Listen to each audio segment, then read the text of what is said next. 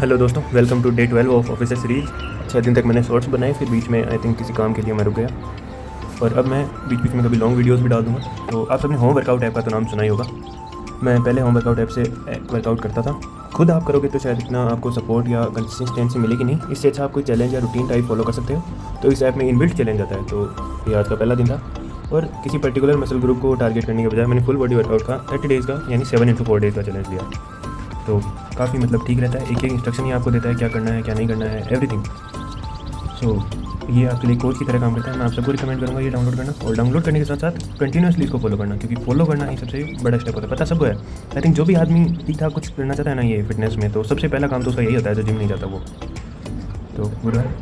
उसके साथ साथ मेरा एक RPF का रिजल्ट भी आ गया है। तो उसमें मैंने 98 अटैम्प्ट किए थे, लेकिन माइनस मार्किंग वगैरह करके मेरे टोटल 80 नंबर ही बन रहे हैं।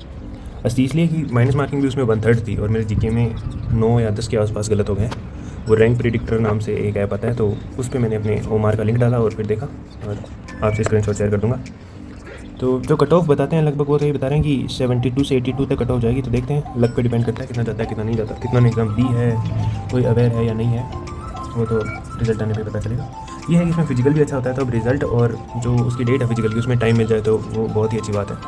टाइम ना मिले तो थोड़ा डाउट है, क्योंकि अब क्या ना, जब तक रिजल्ट कंफर्म नहीं आता तब तक इतना मोटिवेशन नहीं मिलेगा कि मैं रनिंग की तैयारी करूँ। क्योंकि अब बॉर्डर लाइन केस हो तो हो, नहीं हो तो नहीं हो। आई थिंक ज़्यादा चांस है हो जाएगा, क्योंकि मुझे नहीं लगता इतने लोगों ने एग्ज़ाम दी है और थोड़ा इसमें नॉर्मलाइजेशन वगैरह भी रहता है। तो मेरी शिफ्ट थोड़ी ठीक ही थी, क्योंकि मैं इतना भी एवरेज तो नहीं ठीक। और इन चीज़ों के बाद फिर से अब थोड़ा पढ़ना वगैरह शुरू किया। अब मेरी BSc कंप्लीट होने वाली है, तो उसके बाद मैं B.Ed और MSc की सोच रहा हूँ। लेकिन 2-2 साल दोनों में अलग अलग देने के बजाय मैं दोनों साथ में करना प्रेफर कर रहा हूँ, क्योंकि 2 साल में आई थिंक मेरे पास दोनों डिग्री हो जाएंगी और वैल्यू है वो डिग्री की ही है। प्राइवेट मुझे जाना नहीं है, कोई गवर्नमेंट जॉब की तैयारी करनी है, इसलिए degree is everything for me. तो मैंने पूछा था, तो वो बोल रहे हैं कि एक यूनिवर्सिटी से तो आप दोनों डिग्री साथ कर नहीं सकते और एक आपको रेगुलर करनी है, और आई थिंक B.Ed ही होती है जो रेगुलर होती है। B.Ed को आप प्राइवेट कर ही नहीं सकते। तो अब मैं जो सोच रहा हूँ वो ये सोच रहा हूँ कि मैं B.Ed रेगुलर करूँगा और MSc प्राइवेट करूँगा, और दोनों ही अलग अलग यूनिवर्सिटी से। इन चीज़ों को तो मैनेज करना ही पड़ेगा, it's a part of life. और उसके साथ साथ देखते हैं बॉडी कंडीशन 1 महीने बाद कैसी होती है।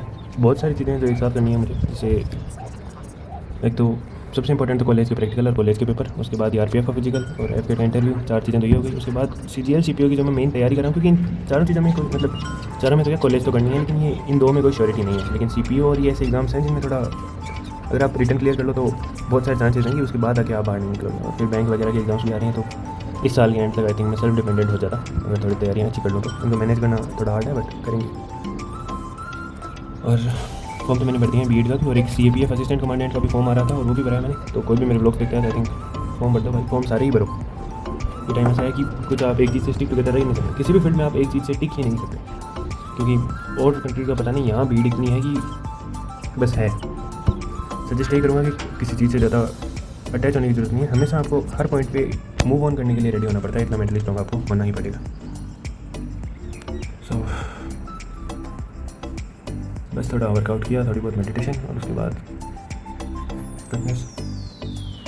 मेनली तो आपको बस 3 या 4 चीज़ों पे काम करना है। देखो, थोड़ा एकेडमिक्स पे, थोड़ा मेंटल स्ट्रेंथ पे और थोड़ा फिजिकल स्ट्रेंथ पे। 3 चीज़ें हो गई तो सब कुछ ही ठीक है। थोड़ा एंटरटेनमेंट का भी ध्यान रखो, एकदम बर्नआउट मत हो जाओ कभी, और इतना भी नहीं कि सारे दिन एंटरटेनमेंट में पड़े रहो। और सबसे इंपॉर्टेंट चीज़ एंटरटेनमेंट में कि जो रील्स और ये जो आप शॉर्ट कंटेंट देखते हैं ना, प्लीज़ ये बिल्कुल ही मत देखो, क्योंकि इसका आपको लगता है कि आप कुछ देख रहे हैं, बट ये एट द एंड कुछ याद नहीं रहा। कम से कम मूवी वगैरह देखो तो आपको याद तो रहे कि हाँ आपने देखा क्या है। तो बस यही सजेस्ट करना चाहूँगा। Thank you everyone for watching the vlog. Thank you.